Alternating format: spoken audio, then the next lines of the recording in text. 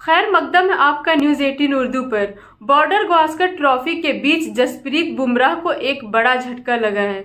ICC ने नवंबर 2024 के लिए ICC player of the month के खिताब के लिए जसप्रीत बुमराह को नॉमिनेट किया था। जसप्रीत बुमराह के अलावा मार्को यानसन और हारिस रऊफ को भी इस खिताब के लिए नॉमिनेट किया था। अब आईसीसी ने इस खिताब के लिए विनर का ऐलान कर दिया है।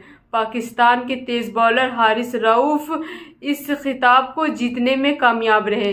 पिछले महीने ऑस्ट्रेलिया दौरे पर हारिस रऊफ ने 3 वनडे मैचों में 10 विकेट चटकाए थे, जिसकी मदद से टीम 22 सालों में पहली बार ऑस्ट्रेलिया में वनडे सीरीज जीतने में कामयाब रही। इसके साथ ही इजाज़त दीजिए और ऐसी खबरों के लिए न्यूज़ 18 उर्दू के साथ बने रहिए। शुक्रिया, फ़ी अमानिल्लाह।